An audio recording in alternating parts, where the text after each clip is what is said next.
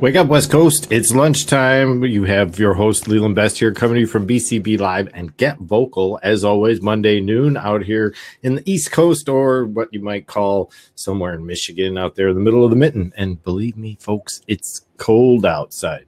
We're looking at -degree temperatures over here. The wind chills are like 20 below. We're sitting here with the red on the dial is like way down in the ball. You can't even see it. So we're just trying to stay warm. This is one of those 2 sock days where you come out and you can try what you can do to avoid that just cold air that's sucking in from the bottom of the walls. It's literally what we're feeling over here. So welcome to the broadcast. Got a few things to cover here today while we're here. I'm hoping a few friends of mine show up in the process as well. So let's see what happens. We got Dre, we got Steve, and we got Rich in the house. We're going to do some networking as we move ahead, but I'm going to start off with a little something just to kind of touch base with what we do out here at Get Vocal.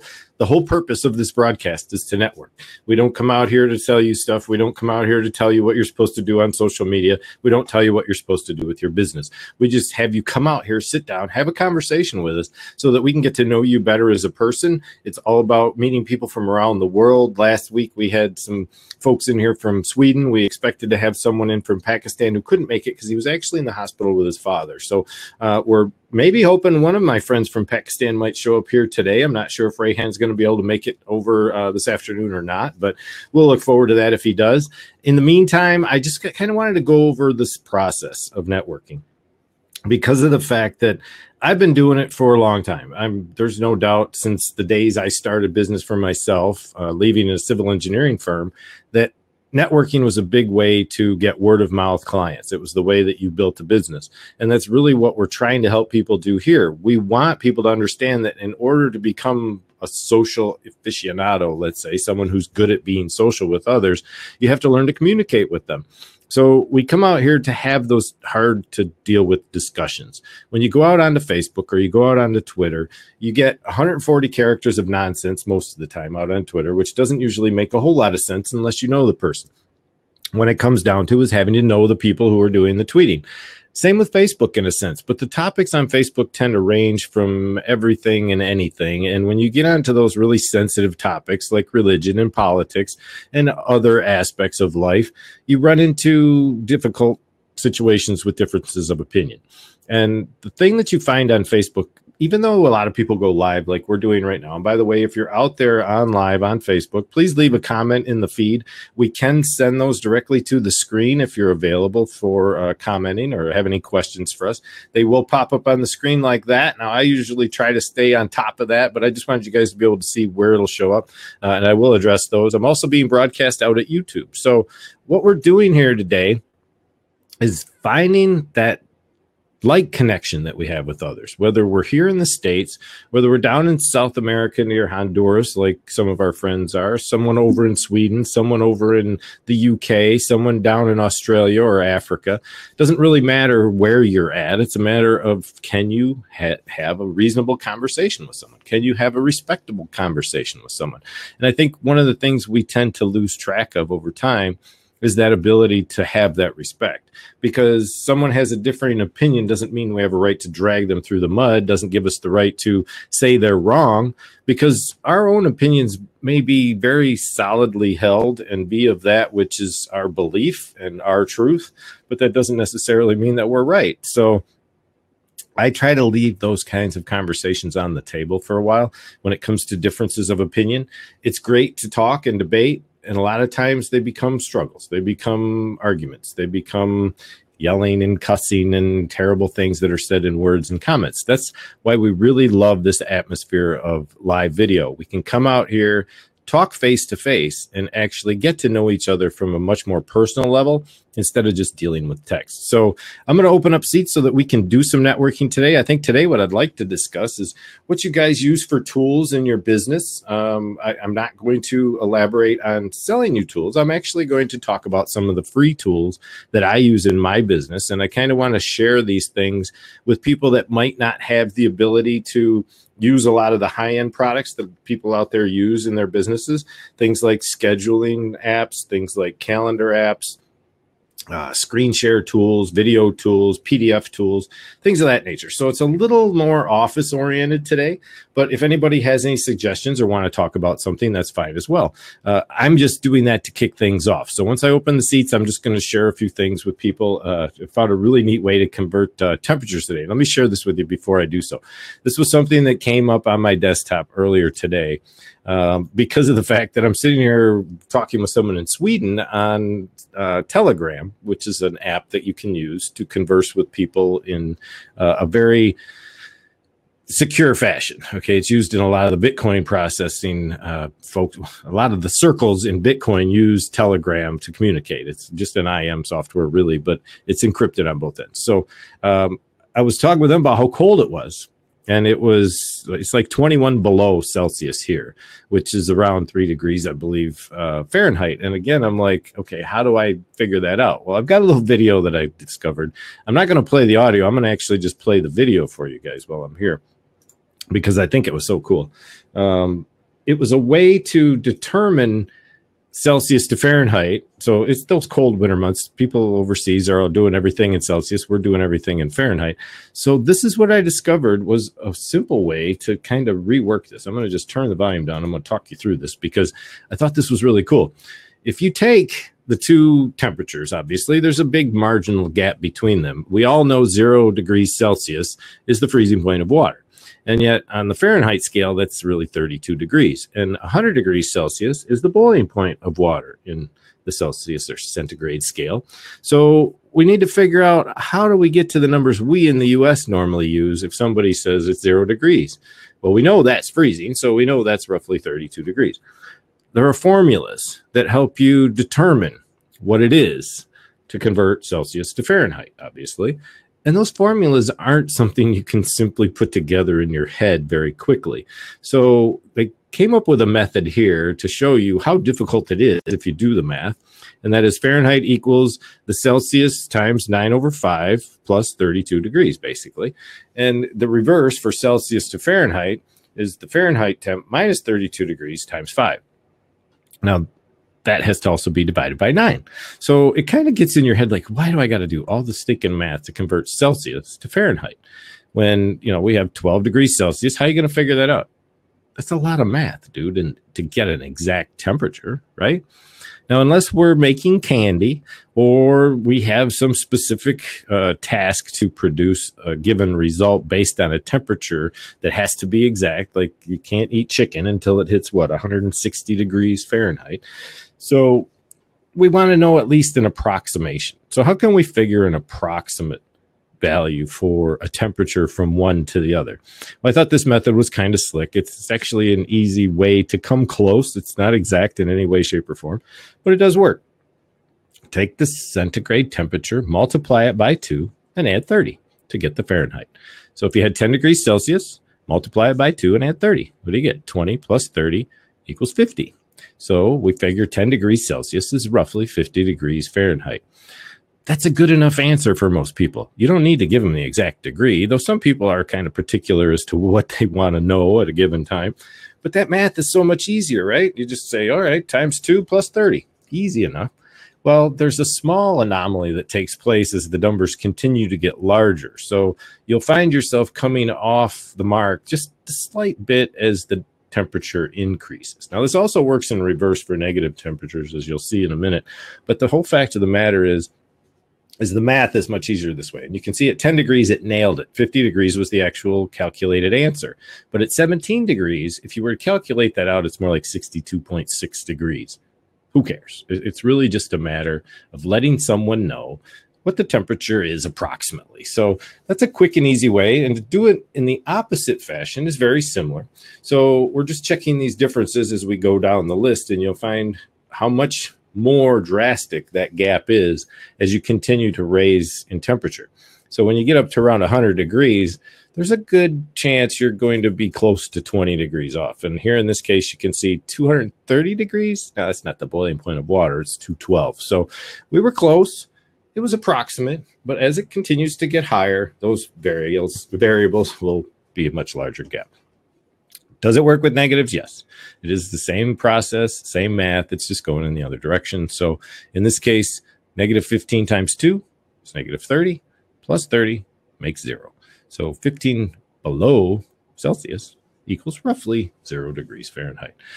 That's the way it works. And it doesn't give you any kind of exactness, that's for sure. But it does work the same way with the Fahrenheit to Celsius, only with a little bit different formula.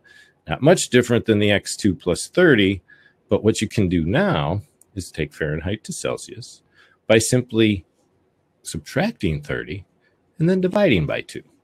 And you'll see in the steps that are to follow that it's a pretty simple process. Take 100 minus 30 equals 70. 70 divided by 2, 35.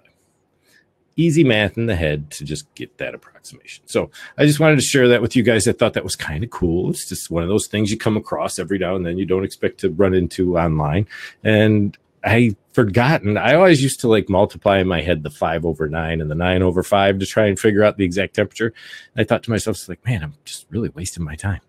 So in this case, it's a lot quicker. Unless you got, brain of steel that's like, I know there's a lot of math people out there that like that. So, all right, I'm going to open this up. I would prefer to have anyone that's here. I see we got Carlos in the house. We got Preston. We got Dre. We got a few others. So come on in and grab a seat. Say hi. Good morning. Good morning. Good morning, sir. How are you today? Good, good. I'm glad this is work. That's great. I'm making calls all morning long, and then all of a sudden I can't use my headset to actually hear, so I have to use my microphone on my laptop. I'm like, what the heck? So Vocal got it right. I decided to grab a Mountain Dew before my show today. That was probably a bad call. I've got the green screen drink effect here. Yeah, I was not expecting it. So how you been, buddy? I haven't seen you in a while. Yeah, I know. We've been busy. I got the new fiber in, so that's why I wanted to test it and see how it is. I did my show on Saturday, which sucked. No one showed. Oh, that's typical. That's going to happen. Don't worry about that. Don't worry about audience. I knew there wasn't going to be many people out here today, so no, but I was wondering, because you have a consistent time, and I know that's what everybody says. So I'm trying to find that consistency, and I think I probably did it too early. It was 9:30 a.m. Central, which is still 10:30 your time, but in the West Coast, it's 7:30 on Saturday. People don't wake up. I think that's all right. Yeah, maybe on a Saturday it'd be tricky, but you got to figure there's still you're connected overseas as well. So you've got people in the UK that might show up. We've had Hillary Steele out here recently from the UK, and Fraser's starting to pump a bunch of stuff out into Scotland. I've got people in Sweden coming on board. It's going to be a big gap of time zones that we're going to be dealing with here. And if I can get some of the Pakistani folks out here for people to meet, and there's another one. There's a guy that's 7 hours off of us right now. So what time is it over there, Nazim? Hello, gentlemen. It's 6:13 in the afternoon. Okay, it's 6 hours from Eastern. That's okay. That's what over here in good old sunny and cold Italy. Yeah, it's not as cold. As Minnesota. Yeah, don't tell me about cold. It's 21 below Celsius here. Storm. It got a little bit. I got ready for it, but it was only like that deep. It wasn't much. But it's cold as all get out, and the wind's blowing like crazy. So the wind chills are like 20 below Fahrenheit. It's insane. Fun. Oh, and I just wanted to mention for anybody out there on Facebook or YouTube, I'm picking up comments out there as well. So just leave them if you're out there. Cool. All right, go ahead, gents. What do you got? Preston, are you my friend, Preston? Yeah, I think so. Aren't you? All right. We've been friends in Blab. I know, but Facebook, that's questionable. No, the older I get, the worse it gets. Because remember, I had those really nice web cameras. That's right. Oh, yeah. And we got tons of them in Italy and then tons of them in Malta because that's where my friend is from. Really? Whatever. Is that thing still going?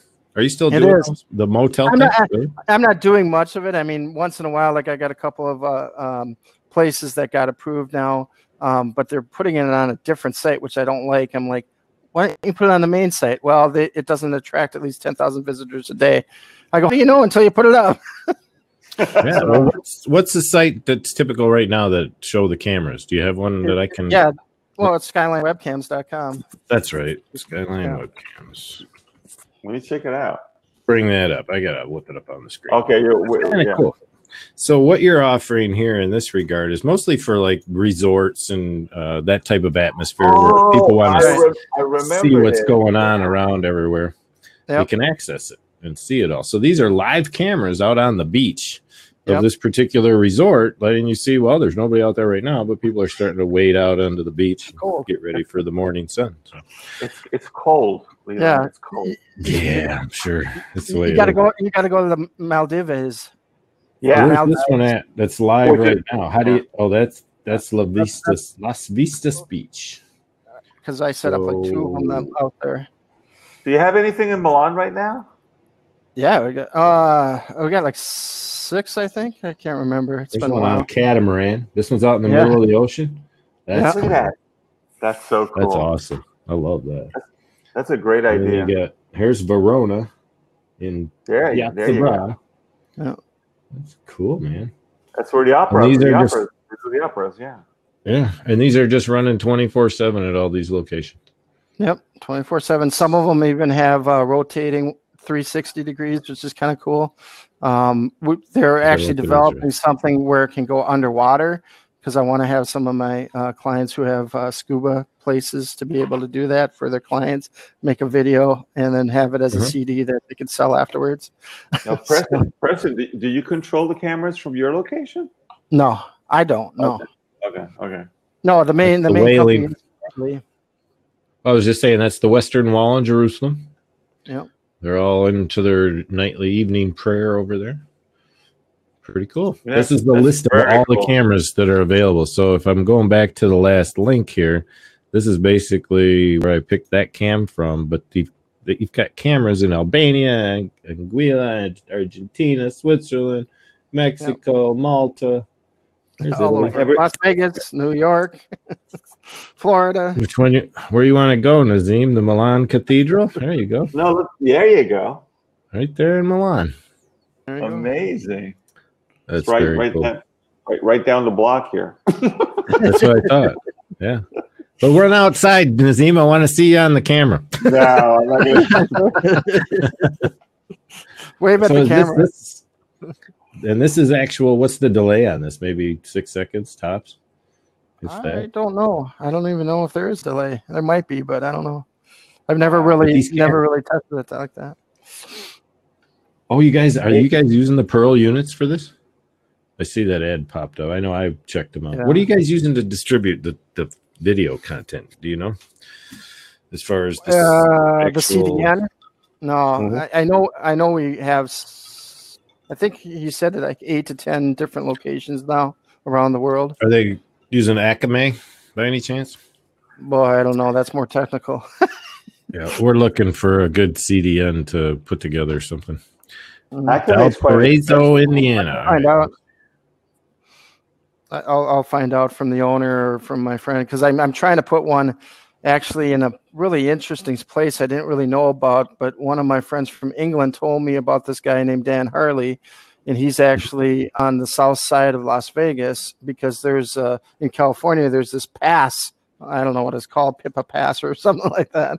I can't remember, but you got to go through this mountainside and to get up to Las Vegas. And he said there's tons of accidents. There's a lot of action there. I'm like, I don't know if we want that kind of action.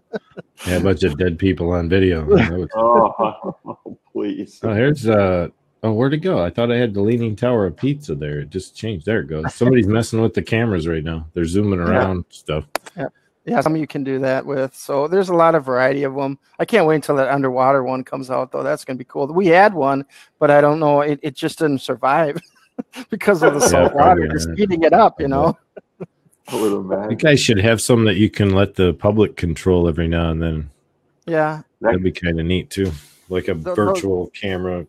Yeah, those are PTWs. They got kind of the market on that one. So these are, I mean, they manufacture these, you know, I mean, they're kind of the manufacturer anyways, but yeah, they're a little bit different, a little bit higher quality. You know, you got a bigger picture. You know, it's not delayed, you know, like a snapshot. So, hey, Steve. So, yeah. Yeah, it's real-time video for sure. There's the Tower of Pisa coming up, I think, in the frame here in a minute. The tower. That's where we're at a second ago. No, yeah, it's going. Right there it is. Yeah. There it is. It's leaning. Really? I want to know, is it actually made of pizza? No, it's not. Stop That's it. what I call It sure looks pizza, like it is. not pizza. Us people from Indiana aren't as educated as other people are. Oh, stop it. Look, the guy's, he zoomed into it, too. Yeah. He knew we were talking about it. That's Yeah. right. Exactly. It's on command. Alexa, show me the Tower of Pizza. That would be neat if it was, wouldn't it? But yeah, these are all the cameras. You got 10 years from now, it'll be like that probably. Well, the cool thing too is I went, trying to research it from this other resort and this other, Pippa Pass or whatever in South Carolina. They got back to me and they said, yeah, you have to have a minimum of 10,000 views per day in order for us to put it up. And I'm like, well, why? And then I realized that when I went to the Alexa standing of how popular websites are, they're like number 3,000 in the world. Wow. That's incredible. That's amazing because people want to see. People want to travel. Yep, and they want to see what they're going to. Because you can always doctor up those videos on the resorts and stuff like this. So the resorts that actually have things that are actually real, you can see. So, do you guys ever run into issues with like the nude beach scene coming up on camera, or what? We can't put that on there. No, I'm just saying, but out of the blue, you might have like some major costume failure or something out on the beach. Costume failure, yeah, I don't know. I've never seen it. Clothing malfunction. Well, for instance, if this lady was laying there in a bikini and had her top untied, some guy comes by with a bucket of water and you got her on camera. It's kind of like, oh crap! Look what we just got on film. Leland, isn't this a family show? Yeah, no, kind of. What's so family about it? But the thing about it too, though, is that you can expand that into a bigger, like screen share on the bottom right hand corner, right on the video itself. Oh yeah, I was making them full size. Yep. Oh yeah. Okay. Yeah. Cool. So, but no, but all that footage is actually deleted at the end of the day. But we do, some of them have time lapses on them, so you can kind of see what happens through the 24-hour day. You can't play with it, which I was like, come on, we got to play with it. Right. But yeah, they've expanded quite rapidly. Man, so we'll see if I can put some more up there. There's Turkey. That's really cool. Wow. Where were you at in Turkey? My mom's in Istanbul. Oh, that's right. Probably not Constantinople. Dark over there anyway, so you can't. So Steve, they robbed the Saints last night, and Brady was able to win again. So I'm not going to watch the Super Bowl. No, I'm protesting. Me too. Yeah, me too. There's two things I hate about it: Brady and Maroon 5. They're terrible. They're one of the worst bands ever. Yeah, but they got their. They got their popularity because they did weddings for free. Good point. Got a good point. That was a cool movie. That was a cool video though that he did. I gotta admit. All right, so I was going to talk about some tools. What do you guys use primarily as tools in your business? When you guys are doing, I mean, do you subscribe to the Adobe Cloud? Are you in the Microsoft suite of products out there online now? Are you on a subscription plan for your editing software, or what do you guys use, Preston? What do you do with your business stuff? Well, since I'm not really doing a business yet, again, I'm starting one. I use a lot of Evernote. I love Evernote. I think it's one of the best ways to keep notes and be able to put it on your cell phone too. So you have one notebook or two notebooks or as many as your phone can carry. So I love that. I use a lot of Trello. I'm getting into not as much, but Slack. I mean, Slack. Yeah, my developer said, "Oh, you got to use Slack." I'm like, "Oh no, not another tool." But he says that's the only way I another one today. I hear you. I mean, that's the way it goes. I mean, you've got to have something to keep track of those tabs, and that I think Evernote's very similar to OneNote even, and I've even been hanging on to OneNote for too long. So, is Evernote a purchase product? What do you got to pay per month, or is it free, or what is it? Free.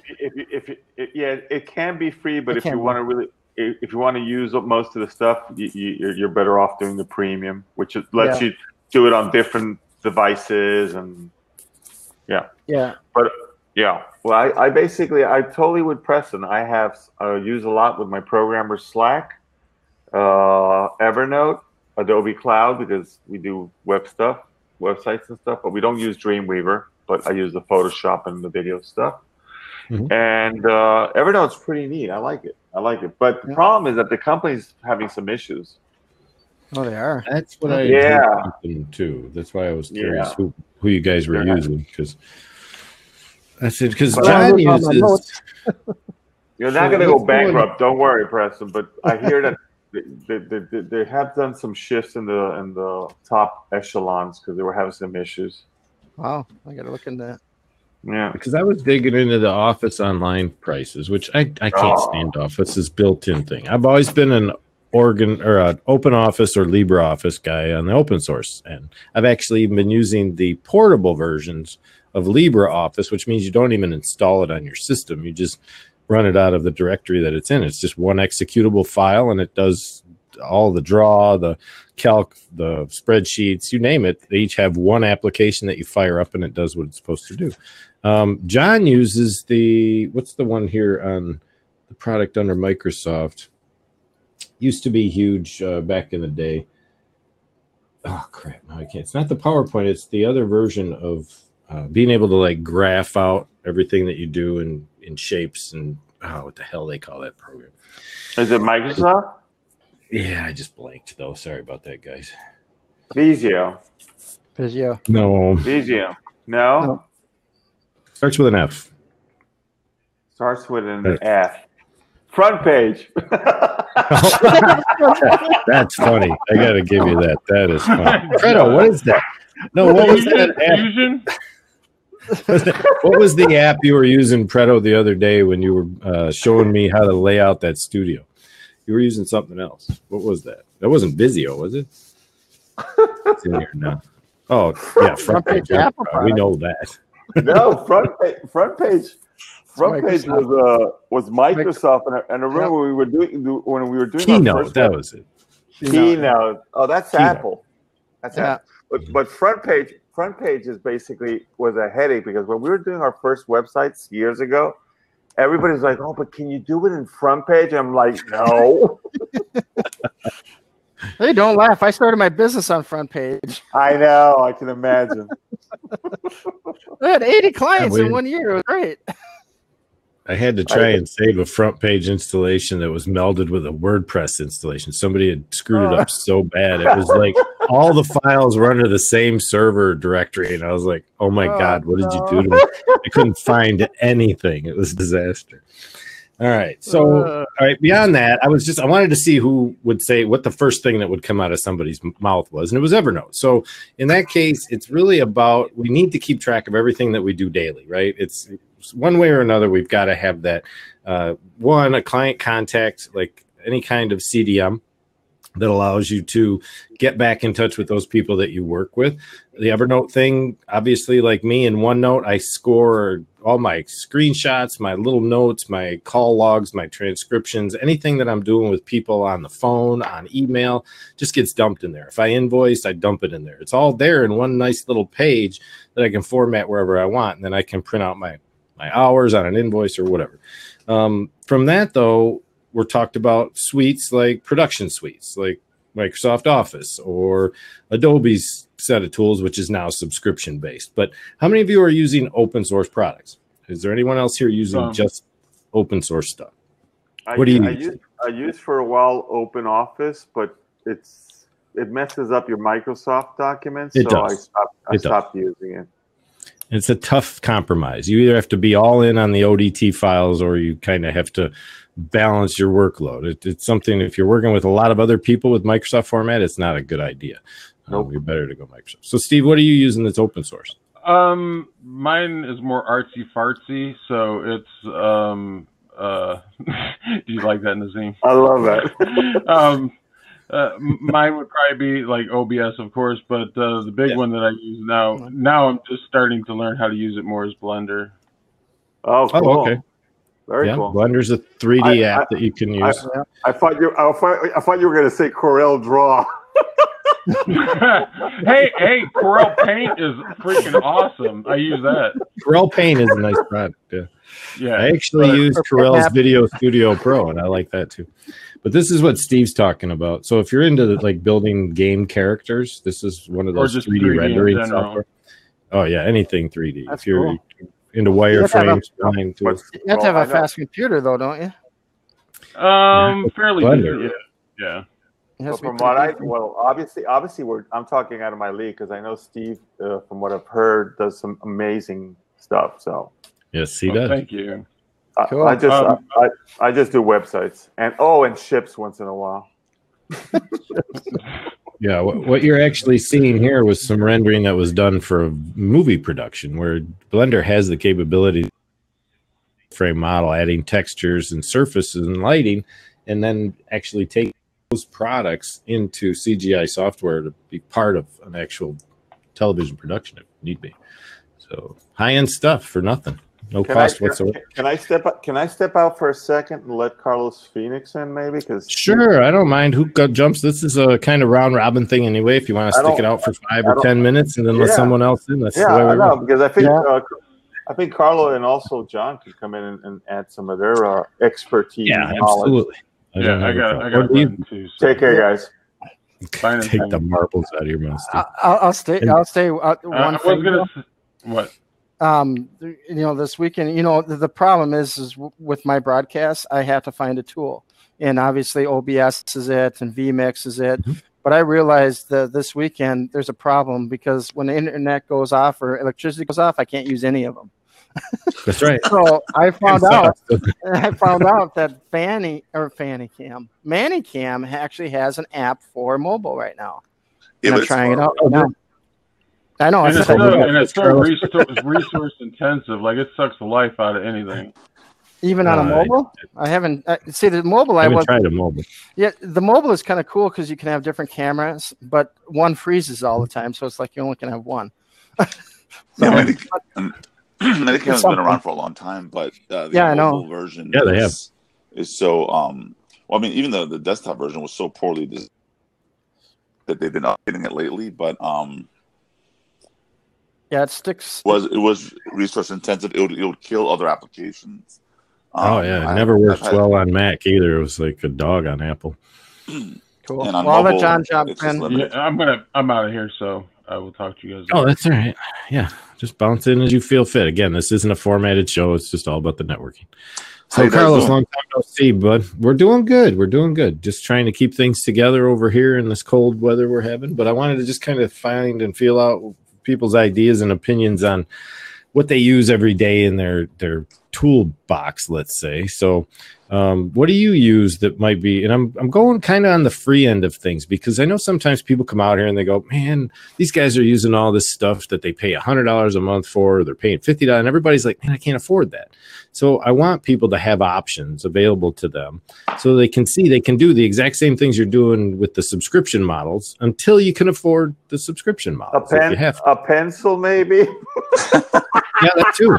That's a good point. That's almost you can buy that, though. I still have a sticky pad around here somewhere on my desk that I use and stick them on the monitor. I mean, that's the way to go. You gotta buy the pencil, I found some really cool stuff.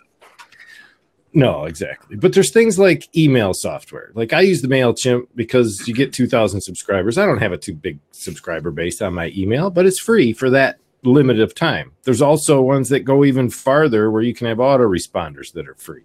Mm-hmm. But then you get into like CRMs where your customer relations management. I found one for product management process management called FreedCamp, which is very similar to Bootcamp, or not Bootcamp. What's it called? Camp. What's that camp thing? I can't think of the name of it now. Basecamp. They make a free version called FreedCamp, which is open source, very much similar to that. It's all project management. You create all your projects. Now, do they have an app for that?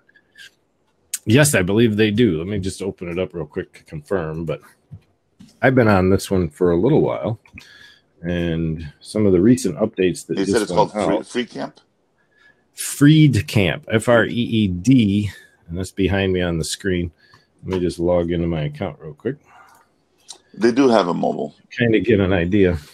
So like here on this one, you set up all your projects like you would in any other project management database. And it's really relatively simple to use. You got something going on here. You can create all your task lists. You got your calendar events. You got connections to your CRMs. Another tool that I found very similar to FreedCamp, which was completely free, which kind of blew me away, was software called Beatrix 24. And this is a full-blown CRM setup that's totally free. How do you spell that? Bitrix 24. I'm going to leave a link for that one. They also have a mobile app for that. Yes. That should be the Beatrix. Whoops, I just spelled Beatrix. I didn't get the .com in there. But they have a networking platform as well for people that are already on this system. This one covers not only tasks and work groups and sales funnels and a portable drive that you can connect to the cloud, but it's got webmail connections. It's got a CRM built into the system. You can track your time and reports. All your employees, if you wanted to, on here can have their own login account onto your system. It's an incredible resource tool for people that want to get deep and actually produce this type of stuff. Go ahead, Carlos. So right now, ever since my divorce started, I packed everything up. All my computers are in boxes, so I've been living all I've been living off is mobile, and so most of my tools are mobile. All the videos and marketing material that I've been putting out there has all been done on mobile. I haven't used anything like After Effects and all the stuff I used to use, and stuff looks pretty good. And that's just the way it is. I mean, I've found Virtual DJ on a mobile app now, which is the same software that I use every day right here to do all my sound effects and my music pumping and everything. This is available in a mobile app. Looks just like this. Mm-hmm. And you can actually do the scratching and everything on, like, if I change up this, it'll look more like this on the mobile app. This is more what the mobile app looks like. But you literally take your thumbs and you can screech the platters with your thumbs on your mobile app and play any songs or sound effects that you want. It's really cool. That's stuff. Cool. Yeah. And I figured your music folks would probably love stuff like that. So, Nazim. Yeah. Is there a difference in the way products work overseas in Europe than they do here in the States as far as licensing, access to servers? Is it all pretty much the same across the board? Do you find any real differences in software apps or accessibility being in Italy? Adobe Creative Cloud has different prices, a little bit higher over here. Oh, really? It is more. Yeah, but the way you interface with Adobe is pretty much the same. I always put it in English because by default it comes into Italian, which is something that I can't do with YouTube. With YouTube Creator, every time I come back in, there's no way that it keeps my language settings. I always have to come and change them at the bottom. Evernote is universal. It's the same. Down in Genoa, we use a lot Office 365. I'm not a big fan, but it works pretty well. I think it's yeah. And I don't like the way it integrates with the background services that are running on Microsoft. It throws at you and forces you to use that. Yeah, stuff. exactly. I totally agree. And then AutoCAD is basically now cloud-based subscription-based. So everything's going to that. Yeah, everybody's going to that system. So it's you know, and then that's what I was joking on the side with Preston. I said the day the grid goes down, we might as well pack it up and call it a day. No, I totally get it. That's true. I'm not mobile enough. I mean, I have my contact manager.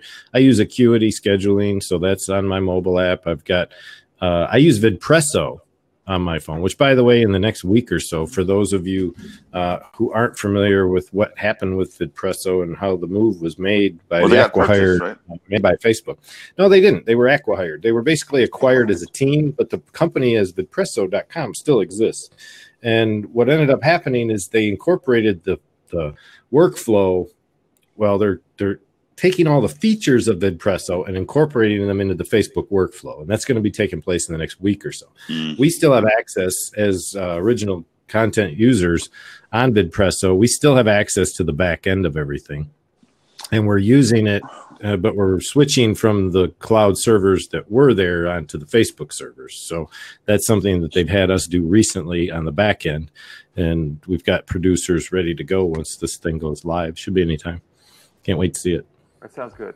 I just have to confess that I do spend, and it's very interesting that you bring up mobile. I do spend a lot of time, especially in the morning and the evening, with mobile. Most of my when I even would get vocal early in the morning, I use the mobile app, and I also on social media do a lot of stuff with the mobile app. Work wise, I still can't do. I'm forced to, I can't do websites on the mobile. Well, that's a good question. And what is the on first WordPress? Mobile app you jump on besides Facebook? Yeah, go ahead. In the morning? You really want to know? Yeah. Facebook. That's almost everybody. And messaging on Facebook. And then a little bit of WhatsApp. Yeah. And get vocal just to see you guys and bother the heck out of everybody. That's all good.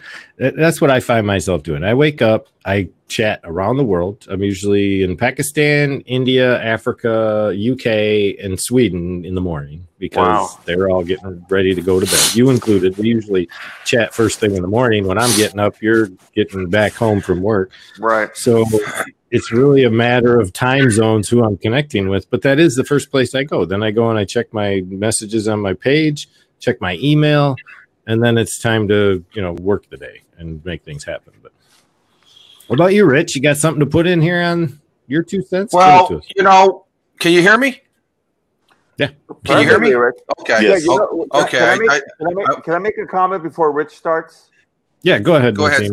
That little blab thing is bothering the heck out of me. Hello, bird. That's what it's supposed to do. That's what it's supposed to do. Oh, my God. I did not notice that. I still have my headphones. I still have my blab headphones. I always remember where I come from, especially on platforms like this. So just a little reminder there. Wow. And but we're talking about, I use OneNote. I've got a new cell phone here. I haven't had OneNote on it, but it's a stylo. But you pulled out the stylus, and it has. Okay, you can do notes on here and stuff. And actually, that was my very first note that I made on there. Was the stylus. Merry Christmas. But that's where we're at now. We got all these apps and stuff. Let's remember where we came from.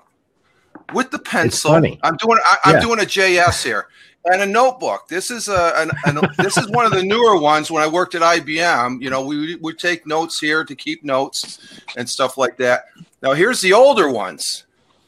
And this is pretty. I remember my father bringing these home, and I used to drawing them and stuff. Okay, and this is an older one, where on the back it says respect for the individual, customer service, and excellent. That's back when IBM in their heyday. Yeah. So I'm always amazed when I listen to other individuals because I'm not in the business. I make that known and stuff like that, but it's always fascinating to know what you guys are doing with because I have tried Evernote.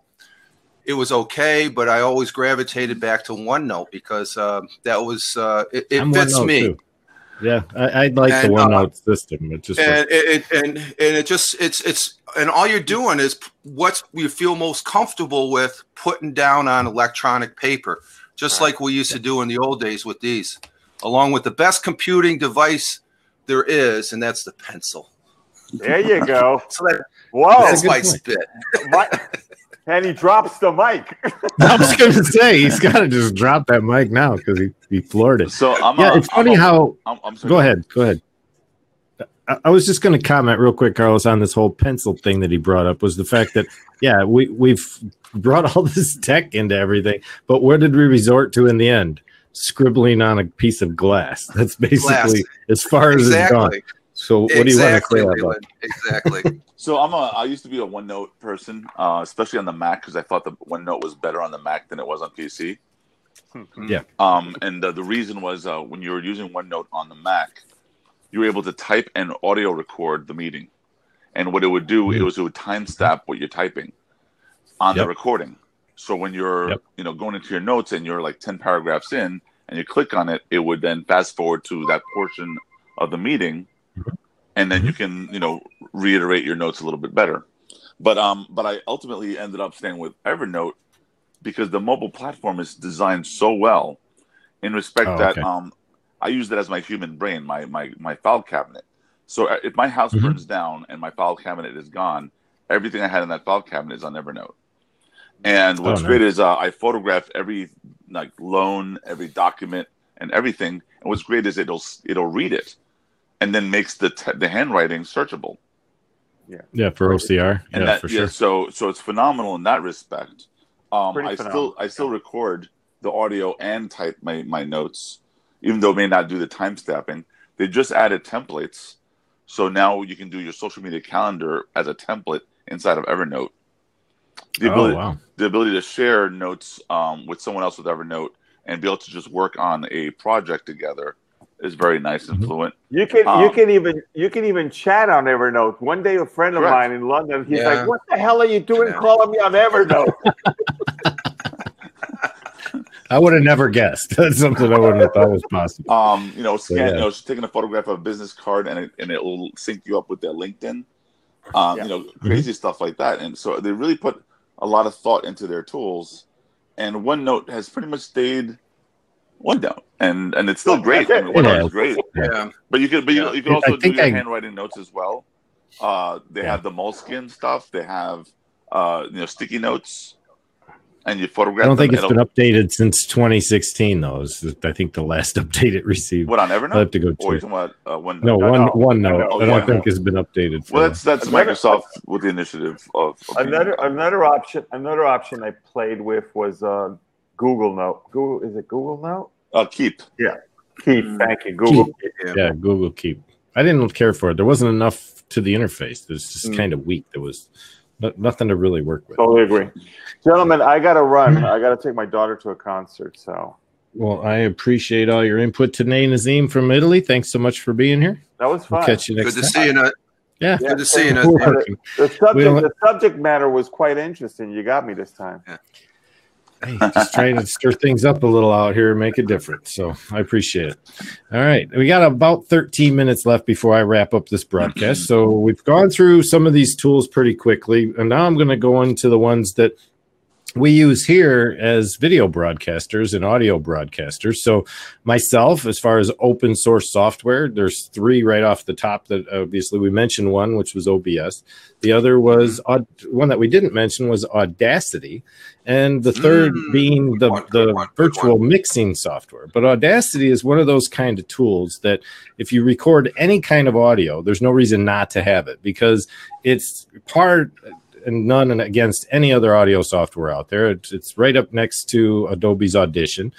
Even when it comes to multi-track recording, you have the ability to filter out, normalize, and do anything you want with audio. So I highly recommend that to everybody. But there are some plugins you have to get as well to record to MP3 because normally it takes WAV files and works with that or Microsoft music files. But you can get the plugin called LAME, L-A-M-E, which is an additional free add-on that'll help you convert those files to MP3. So just one of those to throw out. But besides that, another audio one that I love is the one I just showed you guys a second ago, which was that mobile app for virtual DJ, which is available for free to anyone that's not using it commercially.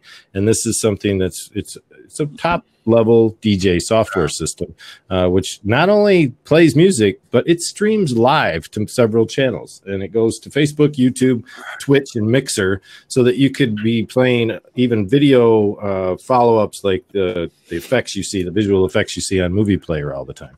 So it's pretty cool stuff. What does that run on, Leland? The virtual DJ. That's the PC. I believe it's both. Let's just look up virtual DJ online real quick, and you should be able to find virtual DJ 8, which is available right now. 7 is still available. You can go get it. What is it? virtualdj.com. Yes. And they have lots of skins for these as well. So you can change it to look just about any way you want. Like here's some of the example boards. Where is it? Oh, I had some. But anyway, I wanted you guys to actually see if I can find it. I'm a strong Audacity user as far as if I need to do something. I usually keep it in a wave, and then when I bring it over back onto the, I'll convert it then and stuff like that. So that lame, I'll have to look into that because it's just a plugin. If you just look for the lame plugin for, it should be on the Audacity page actually. As a right, yeah. But it's Audacity. I've been using it for a number of years here just to play around with sound, and it's a great program.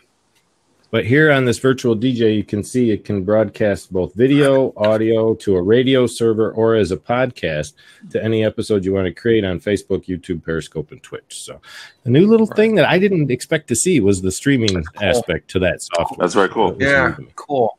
Yeah, it is cool. All right. Anything else anybody wants to throw in there? The only other things I was going to go on was video editing. I wanted to throw one more out there for those folks who may not have the ability to afford $100 or $200 for a video software package. That would be openshot.org. And this is another open source software. It allows for 4K editing. Nice. Let me just get over to the site. It should be loading up. And they've gotten some pretty that's an online editor?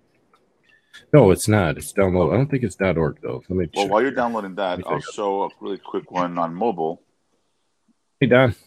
Hey, guys. He's hanging out in the bedroom this morning. On mobile, I got that green screen to work, dude. Yeah, it looks good. That's awesome, man.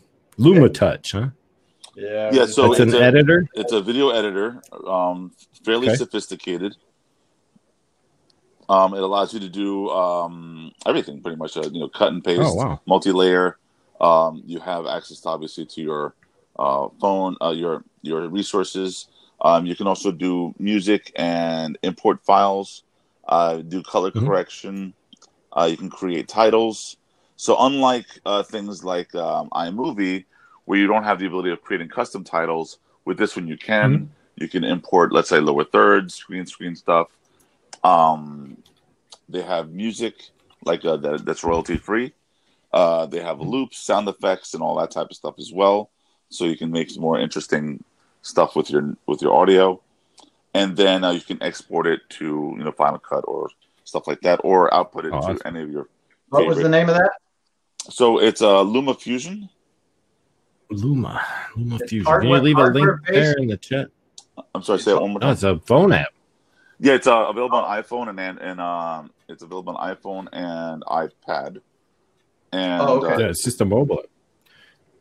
It looks like the download site for OpenShot is probably going through an update or something right now. I can't access it. It's telling me the site can't be reached. So not sure what's going on. I hope they didn't shut down that program. I just downloaded it the other day again. So as far as I know, openshot.org is out there still. It's just not up and running right now. And so you mentioned 4K. It also supports 4K editing. Cool. It also supports, if you're using, let's say, Premiere and you create color correction, you can export the Lux file for that, import it here, or vice versa. You can do color correction here and export that as well. Oh, that was one other one I wanted to mention, too, when you brought up video on the phone. And by the way, I did mention that Virtual DJ had a phone app, right? Yes, I did. Another one is IP Webcam, which is really cool because it's for more of a security-based setup, but you can use your phone. I use it a lot for my fish tank. I use it as the fish cam. I set up my cell phone over there, and then it connects a server from the app to your network so that you can literally serve that video up on a web page that they have access to. And then you can change the resolutions of the video, whether it's Flash or HTML video coming in, what resolution, the frame size, the color aspects, all kinds of stuff. And it's actually really working well. I haven't had any issues with it, but it's more of a security-based. So you can use old cell phone as a webcam. Yes. Well, you can, yes, but it doesn't have that kind of quality to it. And I don't have it on my phone, I don't think, right now. Let me see if I do. Well, there's also, for those who are using high-end live streaming applications that support NDI, there are NDI cams available for the iPhone, where you connect the iPhone to the network, and it will show up as a video source as well. Yep. I do have it on here. So this is basically, let's see if I can get this going here. Okay, yeah, I've seen that one. Yeah. So you basically just start a server. Whoops, I'm on the wrong frame. So I start this server out with my phone app, and it gives me the video camera. So now my camera, I got the green screen on there. So the camera's working. Let me just get to a frame here. And then now that the server's working, it puts right on my phone. If you can see, no, you probably can't. You see right there, it adds the web address that I can reach the camera to on a browser. So it's just a port 8080 on my network that I can go connect to my browser. So let me head over here and grab my port.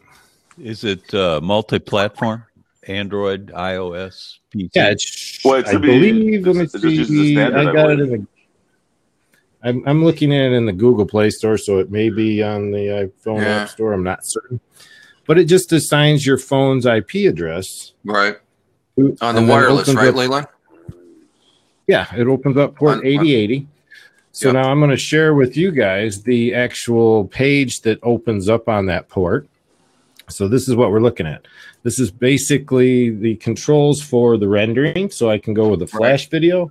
I can go with a browser video, a Java video, a JavaScript video, or go full screen. I can go audio, no audio, HTML5, or Flash for that as well.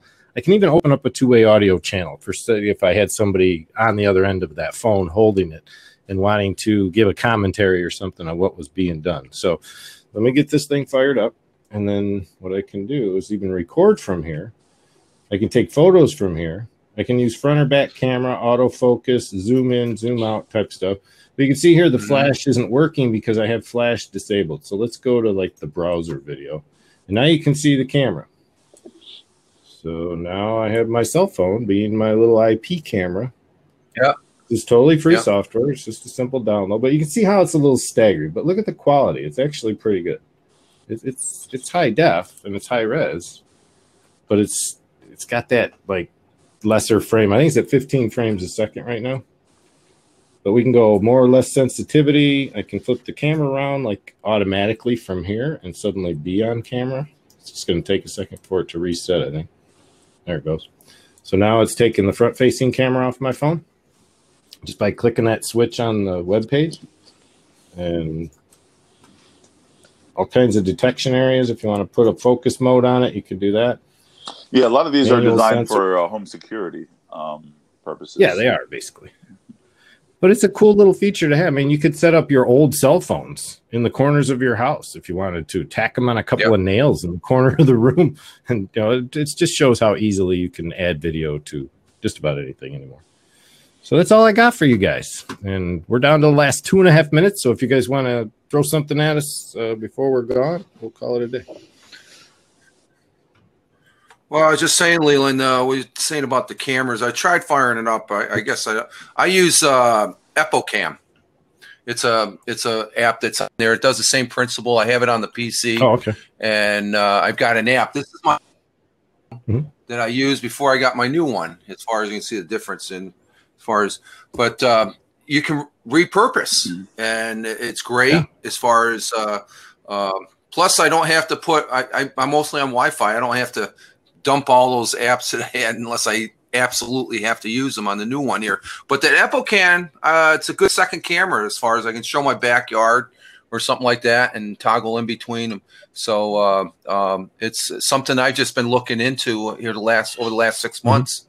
And stuff, and I've even looked at. I've got some one of the 4 old iPod Touches. Oh, nice! With how the do you camera, spell it? Utilize stuff. I just what's that? What's that? EpoCam.